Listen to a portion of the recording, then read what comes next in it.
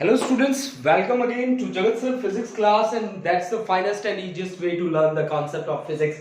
And सच में अगर आप यहाँ पे देख रहे हैं बच्चा पार्टी, तो मैं कहता हूँ कि फिजिक्स से प्यार हो जाएगा आपको वो बोलते हैं ना सच्चे वाली मोहब्बत हो जानी है आप अगर यहाँ पे पढ़ रहे हैं।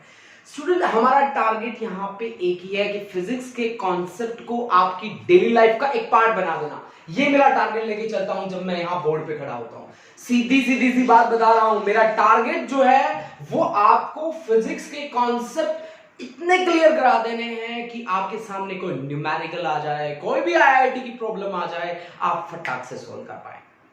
स्टूडेंट्स, जो मैंने लास्ट टाइम स्टडी किया था वो चीजें थी, मीटर ब्रिज के बारे में बातें करी थी मैंने, व्हिटस्टोन ब्रिज के बारे में बातें करी थी मैंने, और किरचॉफ के लॉज भी पढ़े थे, जिसमें सबसे अच्छा मेरे को लगा KVL, Kirchhoff's voltage law. Students, today we are going to deal with the concept, that concept is potentiometer. Potentiometer की मैंने एक लास्ट वीडियो भी बनाई है, जो वीडियो आप लोगों ने देखी भी होगी। आज मैं उसकी कुछ थोड़ा सा उसमें एक्सटेंशन लेके आया हूं, थोड़ा सा मैं उसमें और भी सुधार लेके आया हूं और उसको कुछ एक इजी वे से मैंने समझाने की कोशिश करी है। स्टूडेंट, सबसे पहले बात आती है potentiometer. What is the meaning? Potentiometer में दो वर्ड होते हैं, एक तो होता है पोटेंशियो और दूसरा होता है मीटर, यानी पोटेंशियल डिफरेंस को मेजर करने वाली डिवाइस। पोटेंशियोमीटर करने वाली डिवाइस, नाम से ऐसा लगता है जैसे डिवाइस है ना, बट डिवाइस नहीं है बच्चा पार्टी। ये डिवाइस नहीं है, ये एक सर्किट है ऐसा जिसका काम है ईएमएफ को मेजर करना, मोर एग्जैक्ट उसकी वैल्यूज हमें प्रोवाइड करना, इसका ये काम है। अब ये एग्जैक्ट वैल्यू कैसे प्रोवाइड करता है और पोटेंशियोमीटर को हम क्यों प्रेफर करते हैं, इसके लिए मैं एक छोटा सा एक आपको एग्जांपल देना चाहूंगा। छोटा सा, बिल्कुल बच्चा सा छोटा सा एग्जांपल। स्टूडेंट्स, ये हमारे पास एक रेजिस्टेंस है, ठीक है। इसका रेजिस्टेंस मान लीजिए 5 ओम है और इसमें से करंट फ्लो कर रहा है, मान लीजिए 4 एम्पियर का करंट फ्लो कर रहा है। तो इसका एग्जैक्ट पोटेंशियल कितना, V is equal to I R. तो I है आपके पास 4 और R है 5, दिस इज 20 वोल्ट। इसका एग्जैक्ट कितना होना चाहिए, 20 वोल्ट होना चाहिए।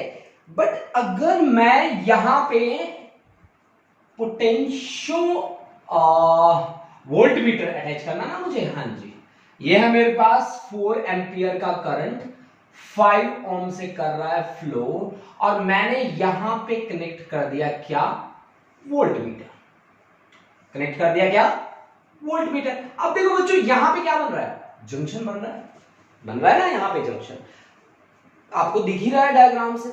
अब मान लीजिए कि इस वोल्ट मीटर के पास इस वायर में से करंट का फ्लो हो गया 0.5 एम्पियर, यहां कितना बचा, 3.5 एम्पियर। तो अब आपके पास V इज इक्वल टू क्या आएगा, आई आर, यानी कि I है आपके पास 3.5 एम्पियर, रेजिस्टेंस है 5, ये आ गया 5 5 जा 25, 2 5 3 जा 17.5 और वोल्ट। अब आप देखो, वोल्ट मीटर ने क्या किया, वोल्ट मीटर ने हमें एग्जैक्ट वैल्यू नहीं बताई, उसने हमारा काम चला दिया, है ना। जबकि एग्जैक्ट वैल्यू कितना था, एग्जैक्ट वैल्यू तो 20 वोल्ट था, उसने हमें कितना बताया, 17.5 बताया। तो ये हमें क्या मिल रहा है, डिफरेंस मिल रहा है।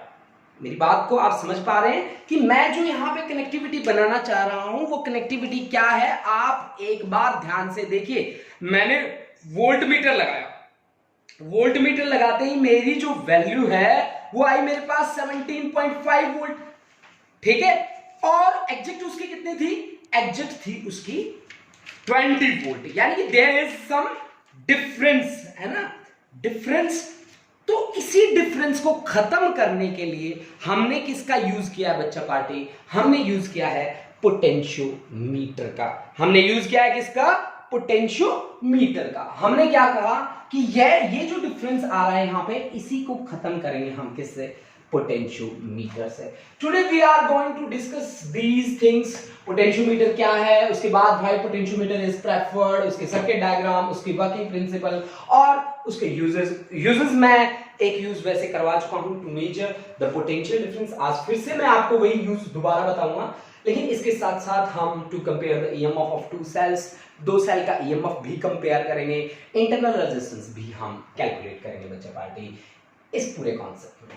अब सबसे पहले बात करते हैं सर्किट एंड देखो मैंने क्या कहा कि एग्जैक्ट वैल्यू नहीं आ रही थी हमारे पास पोटेंशियल की, और अगर मुझे एग्जैक्ट वैल्यू निकालनी है then I have to use the potentiometer. अब सबसे पहले हमने बात करनी है पोटेंशियोमीटर की, तो हमने कहा potentiometer is a circuit that is used to measure the exact value of EMF of the circuit. Okay, अब इसका सर्किट डायग्राम के साथ डील करते हैं। जो डायग्राम हमने लास्ट टाइम किया था वो था इसका प्रैक्टिकल डायग्राम। आज हम ऑक्सिलरी डायग्राम की बात करते हैं जिससे हमारा काम बनना है आज। ठीक है, चलो स्टार्ट करते हैं। हमारे डायग्राम में मुझे दिख रहा है एक सेल जिसका काम है करंट को फ्लो कराना। इसकी ईएमएफ हमें मेजर नहीं करनी, सबसे पहली बात ये ध्यान रखना है। इस डायग्राम में इसकी ईएमएफ मुझे मेजर नहीं करनी, इसका काम है करंट का फ्लो कराना। ये सेल है जिसका इंटरनल रेजिस्टेंस है स्मॉल आर, इसका ईएमएफ है ई के बराबर। ठीक है, और यहां मैंने एक लगाया है रेजिस्टेंस बॉक्स, और this AB is a wire whose length is capital L.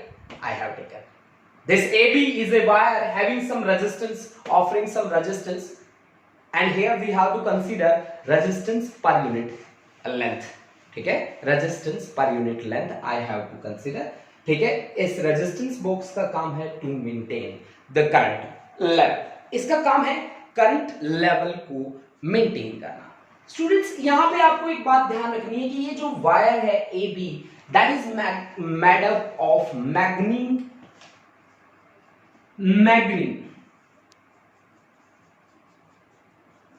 और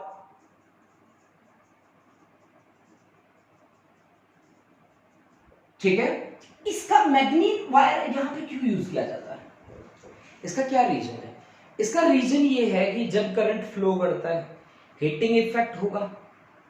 इसका जो रेजिस्टेंस है ना वो वेरी नहीं करता उसके कारण, टेम्परेचर के कारण, क्योंकि इसकी रेजिस्टिविटी काफी हाई है।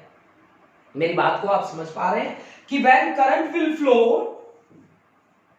When current will flow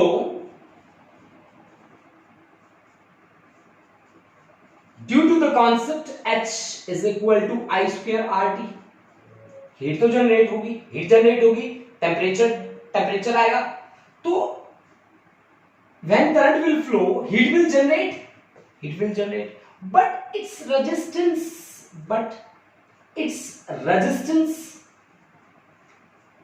does not depends on temperature, does not depends on temperature। ये इसका जो रेजिस्टेंस है वो टेम्परेचर पे डिपेंड नहीं करता, टेम्परेचर पे इसकी कोई डिपेंडेंसी नहीं है, ज्यादा नहीं है, हाँ है थोड़ी बहुत है, ज्यादा नहीं है, क्योंकि इसकी खुद की रेजिस्टिविटी पहले से हाई पड़ी है ना, तो इसकी ज्यादा डिपेंडेंसी नहीं है, ज्यादा टेम्परेचर पे डिपेंड नहीं करता, that's why we use the manganin और कांस्टेंट। ठीक है, इसका यही कारण है कि हम मैग्नीन और कांस्टेंट वायर का हम यूज करते हैं। इसकी सही प्रोनाउंसिएशन नहीं आ रही बच्चों मेरे को, आप इसकी प्रोनाउंसिएशन देखना बच्चों। अब देखिए, अब हमने क्या किया, हमने इसकी लेंथ को L लेंथ ले लिया, AB is equal to L, तो रेजिस्टेंस पर यूनिट लेंथ हमारा क्या होगा? Resistance per unit length. अब आप भी बताओ मुझे यहां पे रेजिस्टेंस पर यूनिट लेंथ क्या होगा AB के लिए? रेजिस्टेंस पर यूनिट लेंथ, मैं इसको एक वर्ड से डिफाइन कर रहा हूं, रो से। रेजिस्टिविटी वाला रो नहीं है ये, मैं मान रहा हूं इसको, तो ठीक है, आप ये बात याद रखना, that is R by L, तो rho is equal to R by L, तो R जो रेजिस्टेंस होगा वो किसके बराबर होगा? रो इंटू L के बराबर होगा ना। इस चीज को एक बार आप ध्यान से देखें, this is equivalent to R into rho, यानी कि resistance through AB is equal to rho into L। अब देखो बच्चों, V इज इक्वल टू क्या होता है? I बाई R होता है। This resistance is resistance across AB। अब आप मेरे को बात बताओ कि as V is equal to क्या होता है भाई? I बाई R होता है ना, तो I is equal to V by R। अब V की जगह पे यहां पे मेरे को बैटरी लगी दिख रही है जो करंट या पोटेंशियल डिफरेंस को मेंटेन करके चल रही है, तो V की जगह मेरे को EMF ले लेना है और रेजिस्टेंस टोटल कितना है, एक तो इंटरनल रेजिस्टेंस है R, अच्छा एक इस रेजिस्टेंस बॉक्स का है कैपिटल R और एक इस पूरे वायर का है that is rho into L, that is rho into L, है ना। तो I is equal to V by R that is equal to E upon R plus capital R plus L into rho, ठीक है। अब मैं मान लो किसी point पे जाके काम करता हूं और सी पॉइंट पे जाके मैं काम करता हूं, ठीक है। मान लीजिए मैं यहां पे किसी पॉइंट पे जाके काम कर रहा हूं, उस पॉइंट का नाम है सी और AC इज इक्वल टू मैं मान लेता हूं L के बराबर। Let AC is equal to small l, है ना, AC is equal to small l। अब आप मुझे बताओ potential across AC is equal to IRAC, ठीक है, RAC। तो अब आप मेरे को बताइए, इसको थोड़ा सा आगे लेके चलते हैं, V अक्रॉस AC, ठीक है, तो I इंटू RAC, तो RAC की वैल्यू क्या होगी, यहां से इससे देखिए, इस कॉन्सेप्ट का यूज करके आप R through the length AC that you have considered equal to small l, that is rho into small l, okay students, rho into small l। तो अब यहां से I की वैल्यू क्या है मेरे पास, E divide by small r plus capital R plus rho into L multiplied by resistance across AC that is rho into small l, ठीक है ना, rho into small l। अब एक बात देखो आप लोग, देखो ये तो कांस्टेंट है, EMF तो कांस्टेंट है, स्मॉल r ये भी कांस्टेंट है, कैपिटल R आपने लगाया है, अच्छा यहां पे रो रेजिस्टेंस पर यूनिट लेंथ आपने कांस्टेंट लिया है, कैपिटल L भी कांस्टेंट है, ये रो भी कांस्टेंट है, ये चीज वेरी कर सकती है, इसको आप चेंज कर सकते हो स्मॉल l को, क्योंकि अब आपने लिया स्मॉल l किसके बराबर, AC के बराबर, इसको D ले लो, E ले लो, यहां पे चेंज कर सकते हो। यानी कि यहां जो पोटेंशियल है across AC is directly proportional to L be the length of wire AC, length of wire A से लेकर C तक, ठीक है, लेंथ ऑफ वायर AC। तो VAC is directly proportional to किसके, डायरेक्टली प्रोपोर्शनल आ रहा है L के, डायरेक्टली प्रोपोर्शनल आ रहा है, ठीक है ना, L के डायरेक्टली प्रोपोर्शनल आ रहा है। तो मैंने क्या कहा कि VAC is directly proportional to L, proportionality का साइन हटाऊंगा तो किसी कांस्टेंट से मल्टीप्लाई करना पड़ेगा मेरे को, और पहले मेरे को जगह भी बनानी पड़ेगी भाई। चलो जगह बना लेता हूं, यहां से बना लेता हूं, यहां आप स्क्रीनशॉट ले लीजिए बच्चों, नोट कर लीजिए, फिर मैं यहां थोड़ी जगह बना के काम कर देता हूं।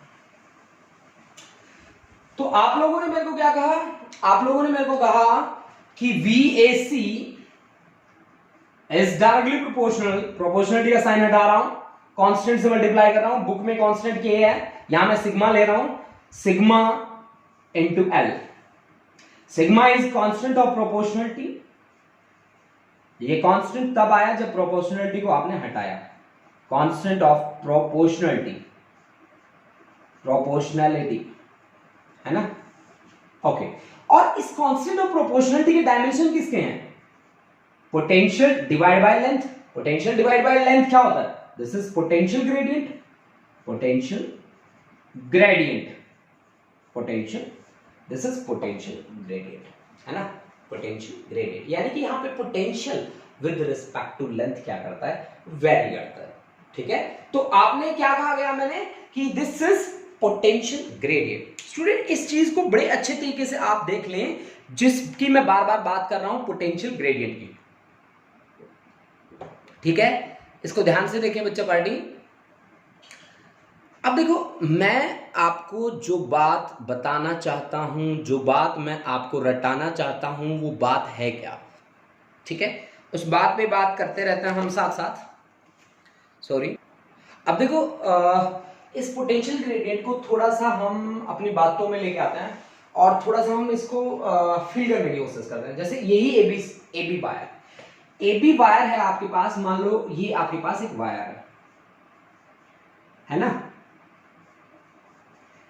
अब मान लो इस कॉर्नर पे आपका 10 वोल्ट है और यहां 10 वोल्ट को मेंटेन करने के लिए बी पे कितना होना चाहिए, ऑफ कोर्स 0 वोल्ट होना चाहिए। अगर मान लीजिए इसकी लेंथ है 6 सेंटीमीटर का वायर, तो अगर मेरे को पोटेंशियल ग्रेडियंट वाले कॉन्सेप्ट पे पूछा जाए तो 3 सेंटीमीटर पे आगे कितना होना चाहिए, 5 वोल्ट होना चाहिए।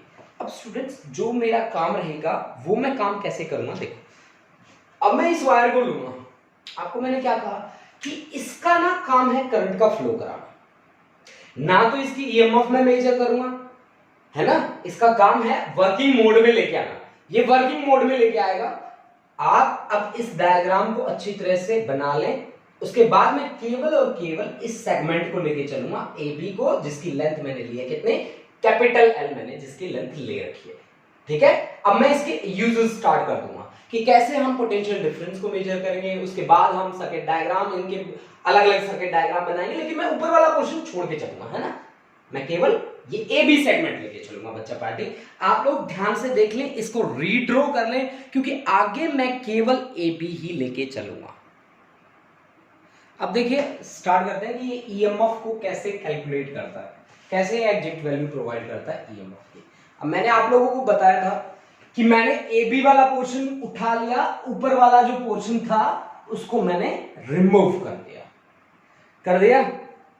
सोच लो एक बार फिर से, उसी डायग्राम को जाके सोचो जो हमने स्टार्टिंग में बनाया था। ए बी ऐसे वायर, फिर एक रेजिस्टेंस बॉक्स, फिर ऊपर चल के एक सेल जिसका ईएमएफ ई, इंटरनल रेजिस्टेंस आर, ठीक है ना, और फिर वो आपका सर्किट कंप्लीट हो जाता था ना। अरे ज्यादा नहीं सोचने का यार, थोड़ा पीछे चले जाओ, वीडियो को थोड़ा सा पीछे घुमा दो, आपको डायग्राम मिल जाएगा। उस डायग्राम में से मैंने ए बी वाला हिस्सा उठा लिया, ठीक है ना, ए बी वाला हिस्सा उठा लिया जिसकी लेंथ थी एल। अब मैंने क्या किया, ए वाले पोर्शन को उस बैटरी से कनेक्ट किया जिसका ईएमएफ मुझे कैलकुलेट करना था। अब ये वो वाली बैटरी है जिसका ईएमएफ मुझे कैलकुलेट करना है, उसको मैंने किससे जोड़ा, गैल्वेनोमीटर को जोकी से जोड़ा। प्रैक्टिकल लैब में देखा होगा आपने, जो जोकी होती है, ऐसे इसको मूव कर सकते हैं इस बार। ये ना एक वायर ऐसी थी, मैंने ये देखो ऐसे घुमा के क्यों दिखा रखा पता है, ये रेजिस्टेंस ऑफर कर रही है ना, रेजिस्टेंस ऑफर कर रही है, इसीलिए मैंने दिखाया। कहीं आप सोचो कि ये कोई स्टाइल है ना, कोई स्टाइल नहीं है भाई, ये रेजिस्टेंस ऑफर कर रही है ना, इसीलिए मैंने दिखाया। अच्छा, अब मान लीजिए आपने इसको मूव किया करते गए, आप किसी पोजीशन सी पे आए और सी पे गैल्वेनोमीटर ने डिफ्लेक्शन दिखाना क्या कर दिया, बंद कर दिया, है ना, बंद कर दिया ना, कर दिया, बिल्कुल कर दिया। अब वो डिफ्लेक्शन दिखाना बंद कैसे कर सकता है वो भी हमें पढ़ना पड़ेगा, क्योंकि अब आपके दिमाग में भूचाल आ रहा होगा कि बंद कैसे कर दिया ऐसे बंद। नहीं, जबरदस्ती नहीं करा उसने, ठीक है, उसने भी कोई कॉन्सेप्ट लगाया। वो क्या कॉन्सेप्ट लगाया मैं अभी बताऊंगा, पहले हम बात करते हैं कि गैल्वेनोमीटर कोई डिफ्लेक्शन नहीं कर रहा, this is the balanced position. Let C point पे जो कि बैलेंस करती है, सी पॉइंट पे, तो एसी हमने क्या माना है, एसी इज इक्वल टू छोटे वाला एल, स्मॉल एल।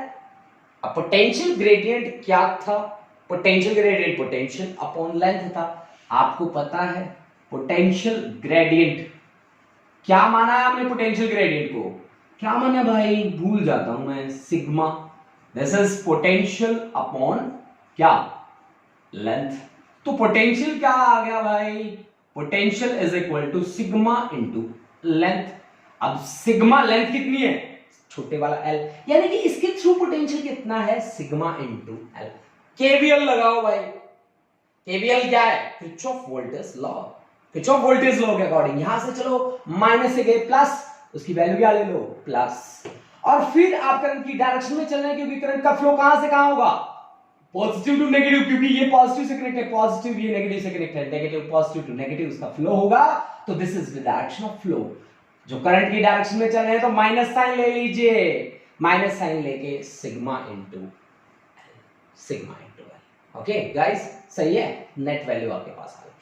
अब देखो केस 1 करते हैं हम। केस 1 में क्या करता हूं, देखिए केस 1, फर्स्ट केस को स्टडी कर रहा हूं जी।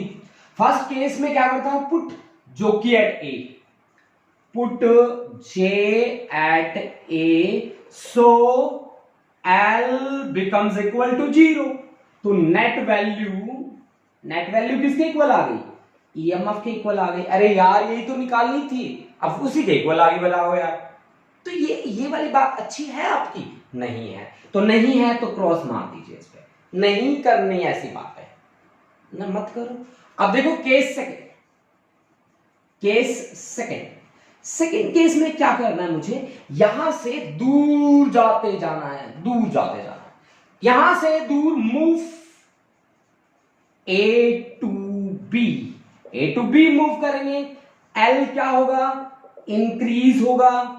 अगर एल इंक्रीज होगा तो नेट वैल्यू क्या थी? E minus L. मतलब अगर ये इंक्रीज हुआ तो नेट वैल्यू क्या होगी?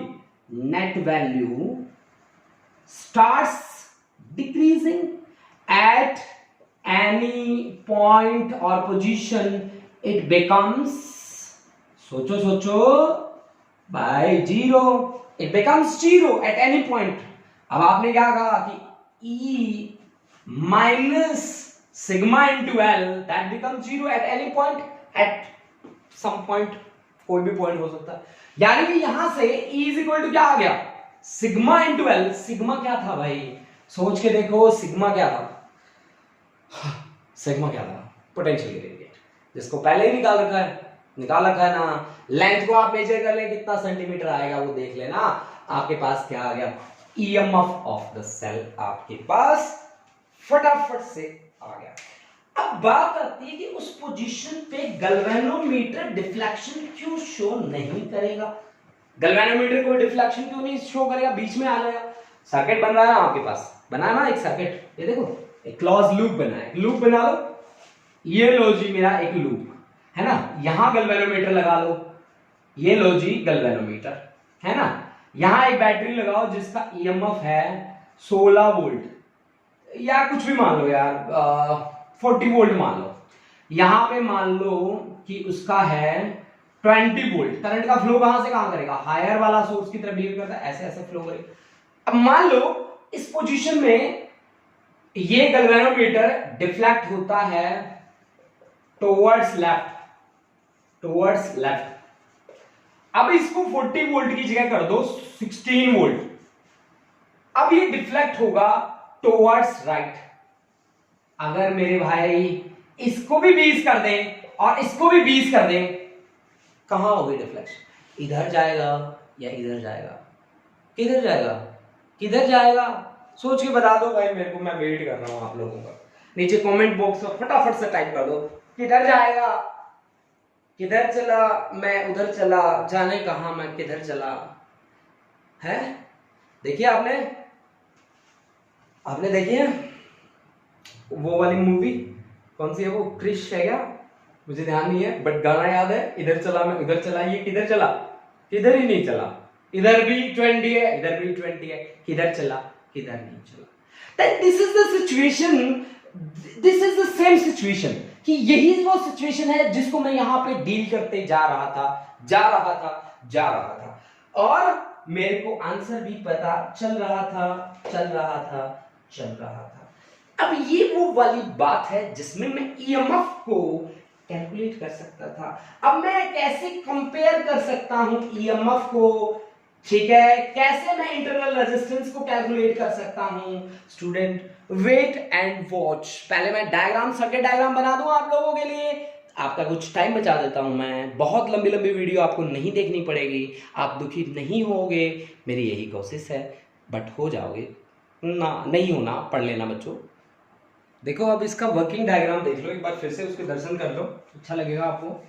ठीक है, भूल गए होंगे आप जब हमने उसके लिए काम किया ईएमएफ के लिए, तो आपका जो ऑक्सिलरी डायग्राम था, जो हेल्पिंग डायग्राम था, उसको आप एक बार फिर से देख लीजिए। इस डायग्राम में हमारे पास ए बी वायर है जिसकी लेंथ है एल, मैग्नीन का बना है। मैग्नीन का क्यों बना है? क्योंकि हाई रेजिस्टिविटी है।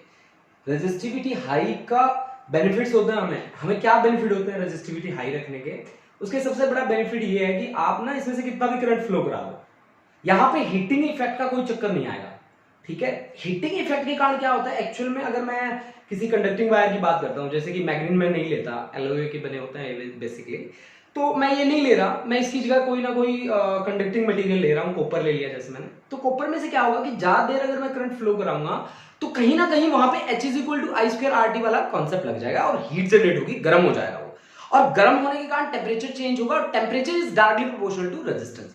यानी कि वहां वो दोनों अच्छी सी बॉन्डिंग बना के बैठ जाएंगे कि भाई मैं टेम्परेचर मैं बढ़ रहा हूं तो रेजिस्टेंस कहेगा हाँ जी मैं भी साथ साथ बढ़ रहा हूं। तो वो दोनों फिर हमारे खिलाफ साजिश करने लग जाएंगे ना, और साजिशें नहीं होने देनी हमें, ठीक है, खत्म कर देना उसको। तो खत्म कैसे करें कि मैग्नेटिक वायर को लगा देते हैं, ठीक है। अब इसको हमने एक रेजिस्टेंस बॉक्स से कनेक्ट कर रखा है, ये फिक्स्ड है, इसका काम है करंट को मेंटेन करके रखना, सीधी सी बात है। अब यहां पे हमने एक बैटरी जोड़ी है, ये वो बैटरी है जिसका काम है करंट को फ्लो कराना। बहुत सारे बच्चे सोचते होते हैं कि ये बैटरी क्यों लगा रखी आपने, आपने जब दूसरे डायग्राम से आप डील करते हो तो बैटरी और भी तो लगाते हो। तो बिल्कुल लगाता हूं, लेकिन उनकी ईएमएफ मुझे निकालनी है, इसकी ईएमएफ मुझे चेक नहीं करनी। सीधी सी बात कि ये जो लगी पड़ी है ना यहाँ पे बैटरी, इनकी तो ईएमएफ आपको निकालनी पड़ेगी, ठीक है। इसकी ईएमएफ आपको नहीं निकालनी, इसका काम है करंट को फ्लो करवाना। Okay clear. अच्छा अब हमने क्या लिया कि ए बी की लेंथ ली है एल, और अब इसमें मैंने ऐसे ऐसे जिगजैग क्यों बना रखा है, क्योंकि ये रेजिस्टेंस की प्रेजेंटेशन है। अब हम मान के चले हैं कि let rho this is nothing but equivalent to resistance per unit length, है ना, रेजिस्टेंस पर यूनिट लेंथ।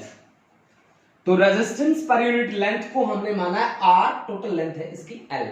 यानी कि ये बात मैं कर रहा हूं कहां पे, पॉइंट्स ए और बी के बीच, यानी कि resistance through A B is equal to rho into L. देखो बच्चों आपकी बुक में रो की जगह कुछ और भी वर्ड दे रखा हो सकता है, स्मॉल आर दिया, आई थिंक स्मॉल आर दे रखा है। स्मॉल आर मैंने इसलिए नहीं लिया क्योंकि स्मॉल आर यहाँ पे रेजिस्टेंस है, इंटरनल रेजिस्टेंस की जगह पे वो काम कर रहा है, इसलिए मैंने स्मॉल आर नहीं लिया, ठीक है।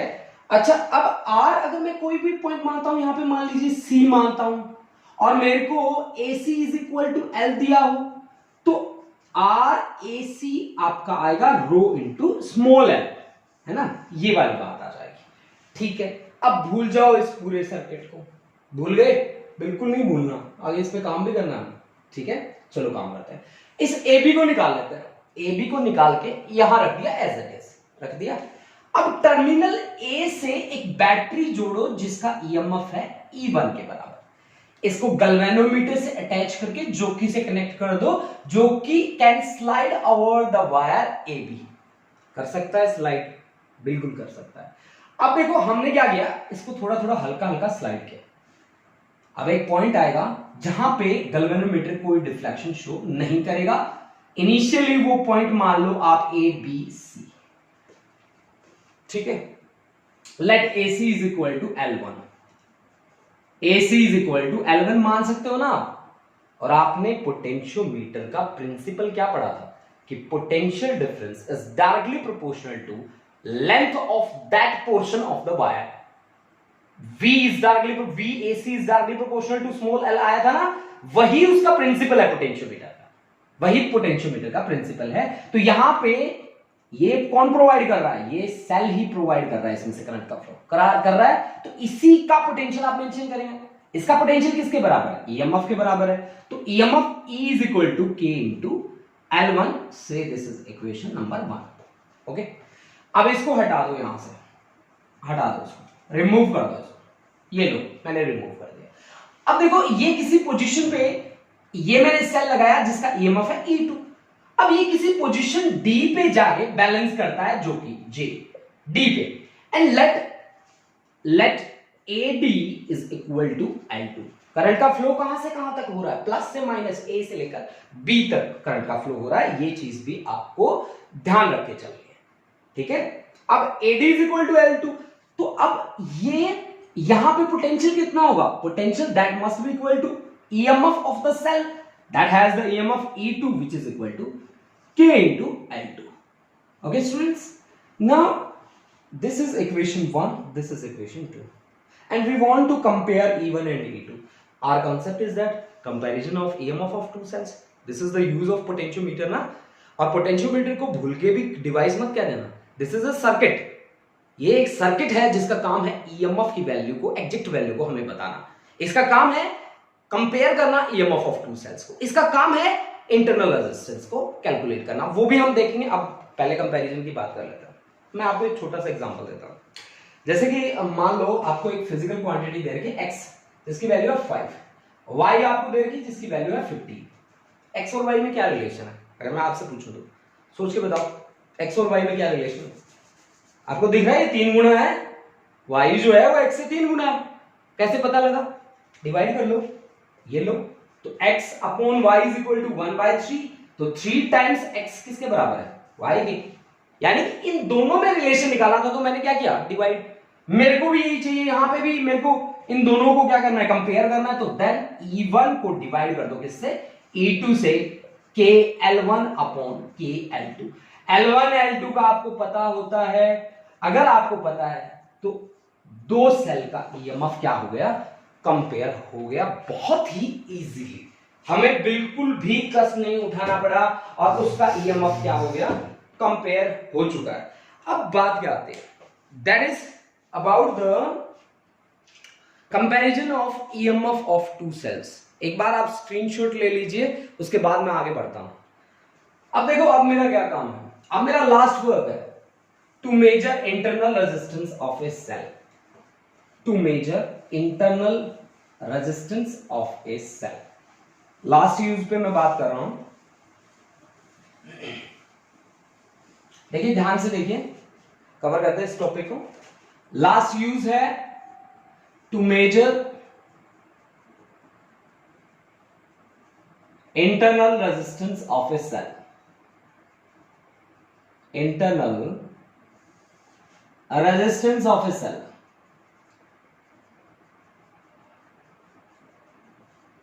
Of a cell.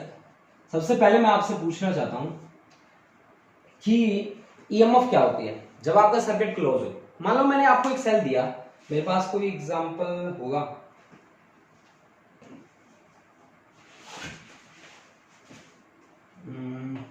नहीं है मेरे पास, सेल तो नहीं है, चलो ये इंक की बोतल ले लेते हैं, यही सेल है। इसमें से इनिशियली मैंने कोई वायर नहीं लगाया, तो अब इसका जो पोटेंशियल है ना, जब मैंने कोई वायर कनेक्ट नहीं कर रखा, इसके पोटेंशियल का नाम है ईएमएफ। हाँ, अगर मैंने एक्सटर्नल कोई भी सर्किट लगा दिया, कोई रेजिस्टेंस लगा दिया, इन that situation this becomes terminal potential difference. ठीक है, इस बात को याद रखना। अच्छा जी, अब मैंने क्या किया? ये ईएमएफ लगाई जिसका ईएमएफ का वैल्यू है E के बराबर, और यहां पे कनेक्शन दे दिए, पैरेलल में कनेक्ट कर रहा हूं मैं एक रेजिस्टेंस को जिसकी वैल्यू है क्या? Capital R। ठीक है, और इसको एक की से कनेक्ट कर देता हूं, दिस इज द की, और यहां कनेक्शन दे देता हूं। मैंने इनिशियली इस की को क्या रखा है?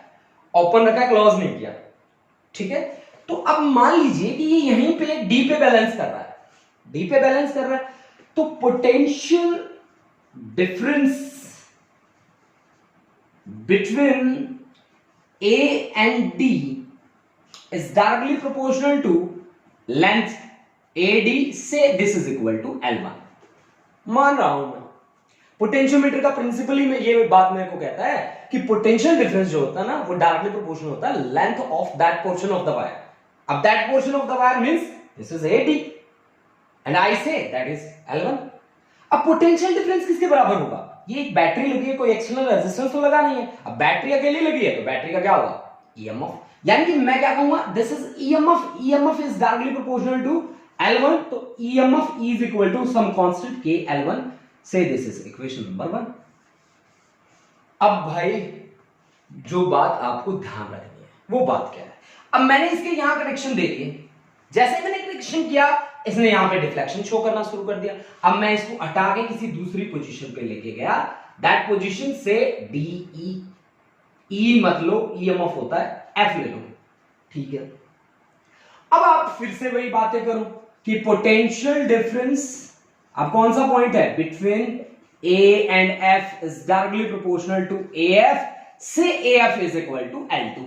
मान लिया मैंने, ये लेंथ है L2, आप मेजर कर सकते हो, लीनियर स्केल ले लेना, वो लकड़ी वाला स्केल होता ना, लेके मेजर कर लेना, 30 सेंटीमीटर, 20 सेंटीमीटर, 50 सेंटीमीटर, 60 सेंटीमीटर, कुछ भी आ सकती है वैल्यू है। अच्छा, अब पोटेंशियल डिफरेंस जब मैं एक्सटर्नल रेजिस्टेंस को मेंशन करता हूं, in that situation this potential difference becomes equal to terminal voltage या terminal potential difference, say that is equal to V, so V is directly proportional to L2 and यहां से V is equal to K L2, से this is equation number 7। अब भाई equation 1 और equation 2 आ गई, बड़ी मुश्किल से आई है, लेकिन आ गई है।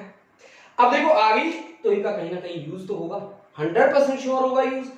इंटरनल रेजिस्टेंस कैलकुलेट करने का एक फॉर्मूला होता है, ये फॉर्मूला हमने फर्स्ट चैप्टर में पढ़ा है। तो इंटरनल रेजिस्टेंस स्मॉल r की वैल्यू होती है E by V minus 1 multiplied by external resistance capital R।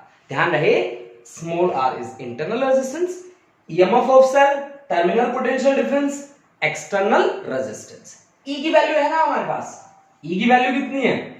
E की वैल्यू है KL1, V की वैल्यू है KL2, K से K cancel, minus 1 multiplied by R, यानी कि small r is equal to L1 upon L2 minus 1 into capital R। अब देखो बच्चों L1 का पता है ना आप लोगों को, बिल्कुल पता है, यहां से निकालोगे आप L1, L2 भी निकाल लोगे, एक्सटर्नल जो आपने लगाया उसका तो आपको पता ही होगा। तो यानी कि इसकी हेल्प से आप क्या कर सकते हो, इंटरनल रेजिस्टेंस कैलकुलेट कर सकते हो। ओके स्टूडेंट्स, आज का हमारा ये जो लेक्चर था, इस लेक्चर में हमने पोटेंशियोमीटर को बड़ा ही डीपली स्टडी किया है। पोटेंशियोमीटर क्या है, उसके सर्किट डायग्राम्स हमने स्टडी करे हैं, उसके साथ साथ हमने उसके यूजेस स्टडी करे हैं, उसके साथ साथ हमने ये भी स्टडी किया कि why we prefer potentiometer in comparison with voltmeter as it provides the exact value of EMF ना। उसके साथ साथ ये ईएमएफ ही नहीं प्रोवाइड करता, it also compare the EMF of two cells, it also provides the value of internal resistance of the cell. Potentiometer के voltmeter के comparison में बहुत सारे यूजेस हैं, जो बड़े ही अच्छे अच्छे यूजेस हैं। उसमें सबसे अच्छी बात जो मुझे लगती है वो बात है कि exact value of EMF provide करता है। तो स्टूडेंट इसी के साथ हमारा सेकंड पार्ट भी कंप्लीट हो जाता है। इसके न्यूमेरिकल्स हमारे बाकी रहते हैं, आईआईटी जेईई में पूछे जाते हैं, नीट वगैरह में जो पूछे जाते हैं। तो अगला हमारा लेक्चर जो रहेगा वो उन न्यूमेरिकल्स के लिए रहेगा। Students thank you, have a nice day.